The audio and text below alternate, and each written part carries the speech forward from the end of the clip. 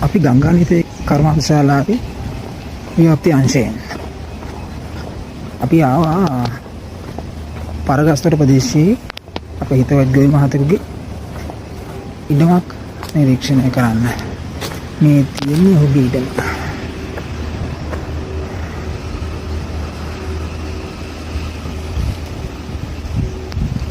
බැලු බැලමට අඩුපාඩු රසක් පවතින බව පේනවා. විශේෂයෙන්ම සෙවන ශාකවල ඉතා හිඟ බවක් පෙන්වු කරනවා. ඒ වගේම ගස් යාකරීමට ඉඩක් නොදී ඇති බව අපිට පේනවා. විශේෂයෙන්ම මෙන්න මේ කහ පත්ත මැද්දේ තියෙන්නේ. එහි අවට තියෙන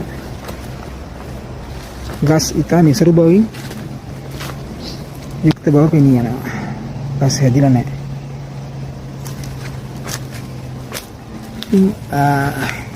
අපි තේ වර්ධා කරගෙන යාමේදී මේ ගැන විශේෂ අවධානයක් යොමු යුතු බව කියන්න ඕන. අනික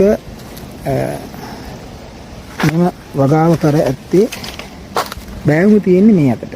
ඒකට නමුත් බෑවුම පැත්තට තමයි මෙහි පෙළි සකස් කරලා තියෙන්නේ.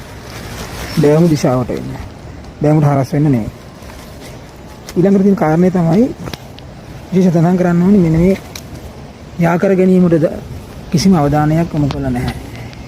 පැත්තේ තිබෙන මේ අතුවල දලු නිතරම කැඩීමට ලක් කරලා තියෙනවා.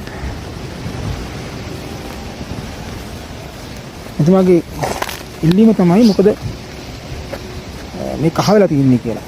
අපි එතුමාගෙන් අහුවා අවසන් වරට පොර දැම්මේ කවද්ද කියලා. දැන් මාස දෙකකට වහන උඩදී පොර දාලා තියෙන්නේ. මම වගාවට දැනට අවුරුදු දෙකක් පමණ වෙනවා. මාස දෙකකදී ඉහතදී පොර දමලා තියෙන්නේ. මෙතන තියෙනවා කිව්වා පැල 1600ක් පමණ. නමුත් පොර දාලා තියෙන්නේ කිලෝ 25ක්. ඉතින් පොර උණුතාවයක් මතුවෙන්න හොඳටම අවකාශ තියෙනවා මේ කාලය ඇතුළත. අනික ඉදිරියේදී පැවිදි තත්ත්වයක් හොඳටම බලාපොරොත්තු වෙන්න පුළුවන්. මාස දෙකකින් ඉහළ ගමන් නොවැම්බර් මුල වගේ එන්න ඕනේ. දැන් ජනවාරි 8 අද. එතකොට